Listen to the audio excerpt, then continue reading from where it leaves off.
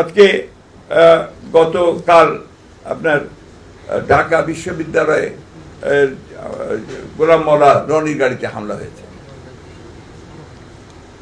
কেন? কারণ একটাই যে গোলাম মওলা রনি তার বিভিন্ন বক্তব্যের মধ্য দিয়ে সে সরকারের সমালোচনা করে। অর্থাৎ সমালোচনা করা যাবে না। একজন সাবেক সংসদ সদস্য, জনপ্রিয় একজন নেতা, তাকে তারা সেই ঢাকা বিশ্ববিদ্যালয়ের মধ্যে তাকে আক্রমণ করেছে, তাকে হত্যার উদ্দেশ্যে। একইভাবে আমাদের ছাত্র দলের সাবেক সভাপতি, আমাদের কেন্দ্রীয় কমিটির সদস্য শ্রাবণ, তাকে সেগুনবাগিচায় ছাত্রলীগের সন্ত্রাসীরা আক্রমণ করেছে, নির্মমভাবে তাকে চাপাতি দিয়ে তাকে আক্রমণ করেছে, কুপিয়েছে। এই যে ভয়াবহ একটা অবস্থা, এই অবস্থা তারা সারা দেশে বহাল রেখেছে। এবং এই যে ভয় ভীতি দেখানো, শুধু তাই নয়, আমি এর আগেও বহুবার বলেছি, তারা রাষ্ট্রযন্ত্রকে ব্যবহার করছে। এই রাষ্ট্রযন্ত্রকে ব্যবহার করেই তারা তাদের এই যে ত্রাসের রাজত্ব সৃষ্টি করে ক্ষমতাকে কুক্ষিগত করা, এই কাজটা তারা করে যাচ্ছে। আমাদের নেতা শহীদ প্রেসিডেন্ট জিয়াউর রহমান গণতন্ত্রকে বহুমুখী করেছিলেন, মাল্টিল্যাটারাল ডেমোক্রেসি নিয়ে এসেছিলেন। আর তারা কি করেছে? তারা একদলীয় শাসন ব্যবস্থা বাকশাল প্রতিষ্ঠা করেছিল। এই বাকশাল প্রতিষ্ঠা করে তারা একটা ব্যক্তি এবং একটা দলের রাজত্ব সারা জীবনের জন্য সৃষ্টি করার চেষ্টা করেছিল। এখন আবার নতুনভাবে সেই চেষ্টাটাই করে যাচ্ছে। তাই আমি প্রিয় সাংবাদিক ভাইদেরকে অনুরোধ করব, এই শাহাদাত বার্ষিকীর যে আমাদের কর্মসূচিগুলো আমরা নেব, সেই কর্মসূচিগুলো যেন আমাদের সঠিকভাবে জনগণের কাছে আপনারা পৌঁছে দেওয়ার ব্যবস্থা করতে পারেন, আমি সে অনুরোধ আপনাদেরকে করব। একই সঙ্গে এই ইলেকশনটা নিয়ে আমি তো জনগণের মধ্যে কোনো আপনার মানে প্রতিক্রিয়া দেখি না, এবং কোনো কেউ লক্ষ্য করছে না যে কোথাও ইলেকশন হচ্ছে, এটা আপনার কোথাও দেখছি না।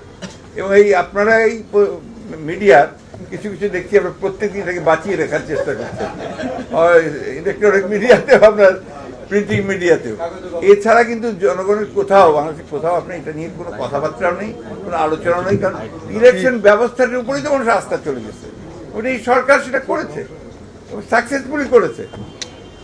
এই জায়গাগুলো কিন্তু আমাদেরকে রিকভার করতে হবে। আজকে দুর্ভাগ্য আমাদের যে আমরা দেখি, খুব কষ্ট হয়, আপনারা কিছু মনে করবেন না আপনারা, আমাদের কিছু কিছু মিডিয়া আছেন যারা সরকারের সমালোচনা করেন না, হয়তো ভয়ে করেন না, অথবা আপনার বিভিন্ন কারণে করেন না।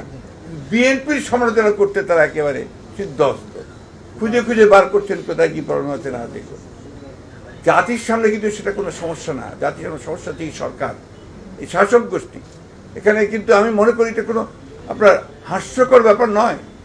আমার গোটা জাতি আজকে ধ্বংস হয়ে যাচ্ছে, গোটা জাতির আত্মা তারা ধ্বংস করে দিয়েছে, এটাকে বিক্রি করে দিয়েছে দেশটাকে, এবং এটা একটা পরনির্ভরশীল নতজানু রাষ্ট্রে পরিণত হচ্ছে।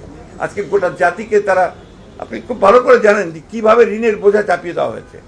আজকে তাদের তথাকথিত উন্নয়নের নামে গোটা মানুষদের উপরে যে ঋণের বোঝা চাপানো হচ্ছে, জিনিসপত্রের দাম যে বাড়ছে তাদের ব্যর্থতার কারণে, মানুষ যাবে কোথায়? এবং এইটা আপনার আলটিমেটলি যেটা হতে হবে সেটা হচ্ছে যে এই দেশের মানুষ অবশ্যই রুখে দাঁড়াবে, এটার কোনো বিকল্প নাই। আপনারা এখনো কি এই সরকারের সক্ষমতা দেখেন এইসব মানে একটা আইনের শাসন প্রতিষ্ঠার ক্ষেত্রে, নাগরিকদের অধিকার প্রতিষ্ঠার ক্ষেত্রে? বাংলাদেশের সাধারণ নাগরিক নয়, একজন তাদের তথাকথিত সংসদ সদস্য বিদেশে গিয়ে নিখোঁজ হয়ে গেলেন, তার কোনো খবর তারা দিতে পারলেন না, না পারলেন বাংলাদেশ সরকার, না পারলেন বন্ধু রাষ্ট্র তাদের ভারত। আমরা কি মনে করবো? এটার একমাত্র লক্ষ্য হচ্ছে দুর্নীতি করা, টাকার পাহাড় তৈরি করা, বিদেশে পাঠানো। ওইটারই কোনো ঘটনা কিনা আমরা জানি না।